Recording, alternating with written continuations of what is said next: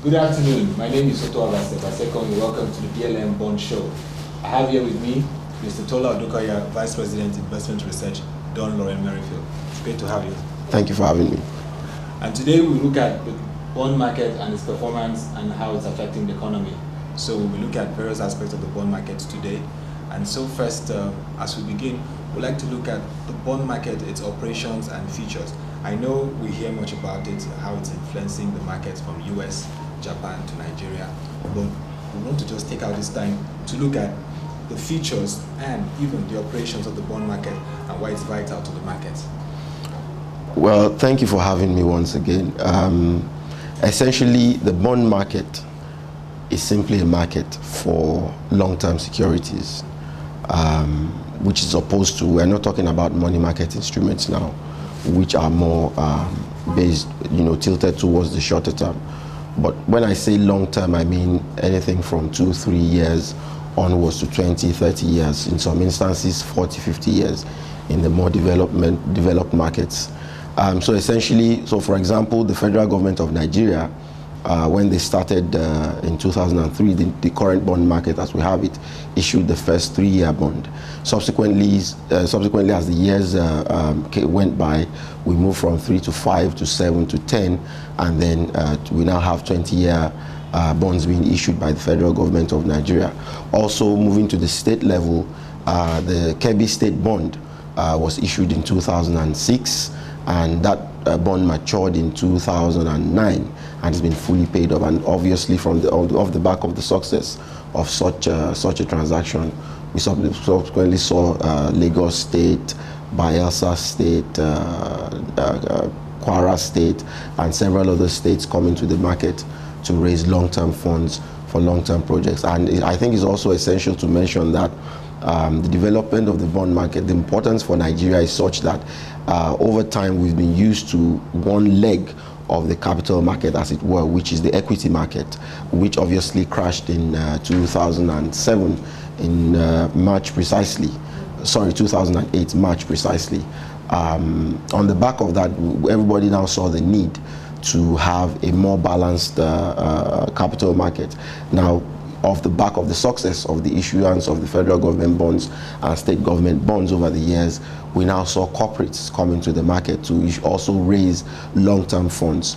Prior to that period, yes, we've had a few corporate issues in the past, but most of them have been debenture issues. But December 2009, I think the Celerams PLC, which is a listed company, issued a corporate bond, and they have a Series 2 in issue also. We saw Tower Aluminium issue a corporate bond, we saw UPDC, and subsequently other corporates have been coming to the market. Unfortunately, that was halted in 2010, 2011 as a result of the interest rate environment. But the whole point is that for people to be able to raise long-term funding beyond equity, that's why you have the bond market. Because it's always, if I may get a bit technical here, it's even sometimes more optimal in terms of costs for a company or for an entity to issue bonds as against issuing equities all the time. Sometimes you need bonds to finance your activities, and not all the time always issuing equities to finance long-term operations. And that's very interesting, because it shows that the bond is a very engaging market and a very viable market. But come to think of it, when we look at the retail investors, why are they not really engaging it, and what is in it for the retail investors? Well, let's start with what's in it for the retail investor. Ideally, it would be okay for retail investors to access the bond market through mutual funds or collective investment schemes.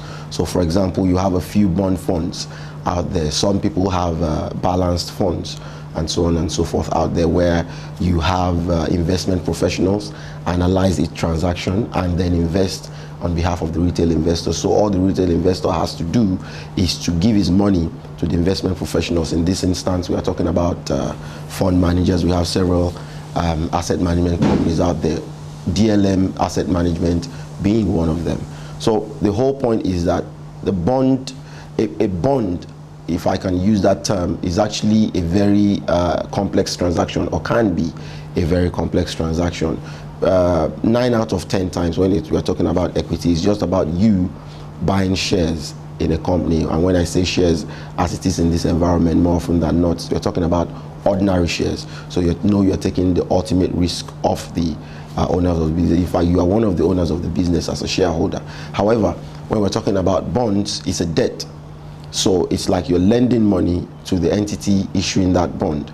And as a result, most of the information memoranda or prospectuses, to use the general term, are legal documents that need to be read and understood. There are complex legal terms and structures in there, and also complex financial calculations in there that the average investor may not really be able to have a full grasp of, except you're looking at such a document through investment professionals who have been trained and who are experienced to do such things. So when they're taking money from you to invest in a bond, they understand exactly what they're investing in, as against when you as a retail investor, you're buying ordinary shares. However, that doesn't take anything away from retail investors buying bonds. For example, retail investors can access federal government bonds, which, if I can use the term, AAA securities, at least in Nigeria, which means within the Nigerian environment, government bonds are risk-free. At least you're sure to get your principal and interest as at when due, because they are backed by the full faith of the federal government of Nigeria. So to that extent, retail investors can buy. You can buy through institutions like ourselves. You can buy through other financial institutions out there. So Adetola ODUKOYA, you've really brought a lot of insight to the bond market, and I really want to ask, how vital is the bond market to the economy of the nation? It's extremely vital. Like I mentioned earlier, it's basically a market for raising long-term capital. Like I mentioned earlier, the first one we did in Nigeria under this new environment was a 3-year bond issued in 2003. And off the back of the success of that, you had the federal government do the 5, 7, 10, and now we have 20-year bonds in issue by the federal government. And also, recall I mentioned Kebbi State bond that was issued in 2006 and now fully paid off. It was a 3-year bond, was paid off in 2009 successfully. And today, off the back of that, you had state bonds being issued 5 years. Now we're at 7 years. I dare say, if not for the current interest rate environment, we probably would have seen a 10, maybe a 15-year bond being issued by maybe some of the more economically viable states in the country. So essentially, it's crucial because it's the market where you can raise long-term funding, especially in terms of, we're talking about power, for infrastructure, for developmental projects at the government level. Which has been a challenge for Nigeria. You need to raise exactly. But also the cost has to be right, which is why we've had a kind of slowdown over the last 2-3 years in view of the contractionary monetary policy environment we're in. However, once we're able to get out of that mode, I believe strongly that we'll also have a revival in that market, because essentially once the states saw that they could actually execute long-term projects on the back of issuing state bonds, you could see the kind of interest that increased in that part of the market over time. So that highlights the developmental impact it could have on the economy at the social level, which is where you would have the federal government and the state government. For corporates, it can never be overemphasized. Like I said, if you're building a plant and it's going to take you 18, 24 months to finish construction, you will want to have access to long-term funding, not short-term funding, and be open to vagaries of the money markets. Interests are up today, they're down tomorrow, this cost and that cost. No. If you're able to raise long-term financing via the bond capital market by issuing a bond, you finance your expansion or your developmental project, and you are under no stress to repay until maturity, probably 5 years, probably 7 years, probably 10 years as a corporate. So the impact is very, very crucial, which is why it's $1 trillion asset class all over the world in terms of issuance and $1 trillion. Yes, trillions of dollars in terms of issuance and trading, and in terms of institutions who manage assets in trillions of dollars. So I believe strongly it's an asset class that's yet to really gain traction in Nigeria, but once it does, given the infrastructural deficit we have, given the need for us to have more corporates who are actually producing and employing Nigerians, which means we should have companies setting up plants here and being able to build such plants by raising money within the domestic environment, not necessarily from abroad. But part of the key things, like I mentioned, is that once we are out of the current monetary policy environment where rates are lower and corporates or can access long-term money at sustainable costs or interest rates, I strongly believe it's an asset class that will really benefit the overall economy in the long term. Very much, Mr. ODUKOYA. Now let's look finally at the bond watch, because today the bond watch was sent out. Just want to get insight into what the key highlights for this week.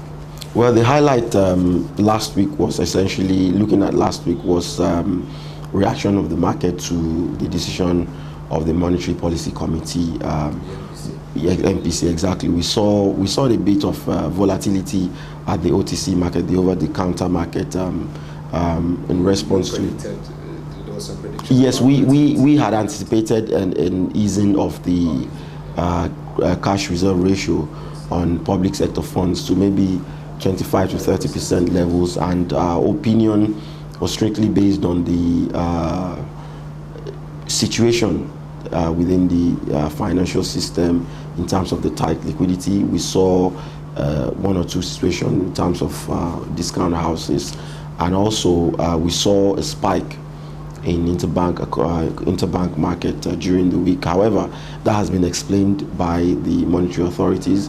However, we still have our concerns about such tight monetary policies, that the entire banking sector in Nigeria is highly dependent on public sector funds. It's not a secret. We're not saying it's good. We totally agree with the central bank that banks should change their models to a more sustainable one and engage in real banking. However, we just hold the view that we believe it can be done or should be done gradually. The kind of things we've seen in the market, we raised concerns for us, so we're a bit on the fence there, just to be careful, not to unnecessarily heat up the system, in terms of liquidity. However, following the MPC meeting last week, it appears the central bank has its pulse on what's happening in the interbank market, and of course within the overall banking sector and the broad economy to an extent. So we just have to keep faith in the central bank and keep our fingers crossed. Thank you very much, Mr. ODUKOYA, for the time. And that was a very enlightening and educating time, understanding and learning about the bond market and how it affects the economy. Till next week, it's been a wonderful time. My name remains Otuaba Sebaseko. Have a great day.